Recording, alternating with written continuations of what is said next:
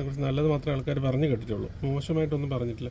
അങ്ങനെയുള്ള ഒരു പേഴ്സൺ എന്തുകൊണ്ട് ഇങ്ങനൊരു ആദ്യത്തെ ബന്ധം വേണ്ടാന്ന് വയ്ക്കാൻ ഉണ്ടായ സാഹചര്യം എന്തായിരിക്കും? ആദ്യത്തെ ബന്ധം വേണ്ടാന്ന് വയ്ക്കാൻ കാരണം വെച്ചിട്ടുണ്ടെങ്കിൽ നമ്മുടെ ലൈഫിൽ ഒരുമിച്ച് പോകില്ല എന്ന് തോന്നിയിട്ട് ഞങ്ങൾ ഒരു 4 വർഷത്തോളം ഞങ്ങൾ ജീവിച്ചിട്ടുണ്ട്.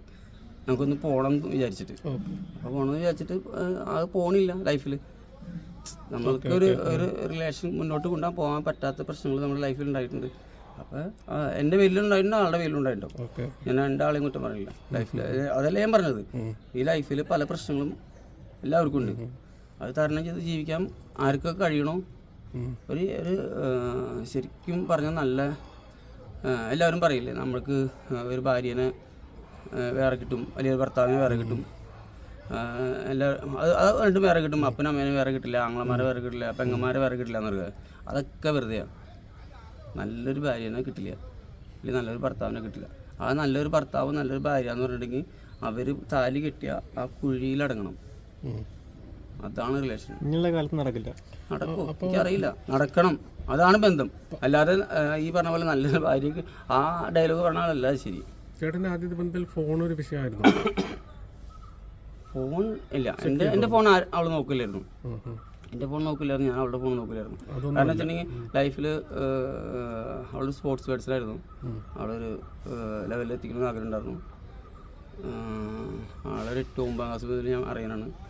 നമ്മളാണ് സ്പോർട്സിലേക്ക് അത്യാവശ്യം വളർത്തിക്കൊണ്ടുന്നത്. ആൾക്ക് നല്ല കഴിവുണ്ട്. ആൾ കോമൺവെൽത്ത് മെഡലിസ്റ്റാണ്. കേരള പോലീസിൽ വർക്ക് ചെയ്യുന്നുണ്ട്. സെൻട്രൽ പോലീസിലായിരുന്നു. അവിടെ നിന്ന് സെൻട്രൽ പോലീസിൽ നിന്ന് ഒരു ഡെപ്യൂട്ടേഷൻ ഒരിക്കലും നിങ്ങൾ ചിന്തിക്കാൻ പോലും പറ്റില്ല കേരള പോലീസിലേക്ക് മാറാന്നുള്ളത്.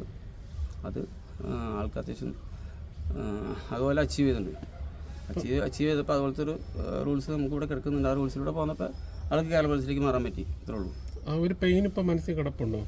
നമുക്ക് പിരിയാൻ പറ്റുന്നുണ്ടോ? അല്ല, പിരിഞ്ഞതിന് ശേഷം എന്തായാലും ഒരു വേദന ഉണ്ടാവുമല്ലോ മനസ്സിൽ. അതുണ്ട്, ഇടയ്ക്കിടയ്ക്ക് അങ്ങനെ തോന്നാറുണ്ടോ എപ്പോഴെങ്കിലും? നമ്മൾ ഇപ്പോഴും ഞാൻ നിങ്ങളോട് പറയുന്ന കാര്യം എന്ന് പറയുമ്പോൾ, നമുക്ക് സ്വന്തം ഭാര്യ ഭർത്താവ് എന്ന് പറഞ്ഞാൽ നമ്മൾ കെട്ടിപ്പിടിച്ചെടുക്കുന്ന സുഖമുണ്ട്. ആ സുഖം നമുക്ക് എന്ത് ചെയ്താലും വേറെ കിട്ടില്ല. എല്ലാവരും പറയാനുള്ള കാര്യമാണ്. അതാണ് മിസ് ചെയ്യുന്നത്. അത് മിസ് ചെയ്യും. അതായത് നിങ്ങൾ നമ്മുടെ സ്വന്തം എന്നുള്ള ലെവലിൽ നമ്മൾ ചുമ്മാ കെട്ടിപ്പിടിച്ച് കിടക്കുന്നത് ആ ഒരു ഫീലുണ്ട്. ആ ഫീല് വേറെ എന്ത് ചെയ്താലും കിട്ടില്ല. വിഷമമുണ്ട് ഓർക്കുമ്പോൾ?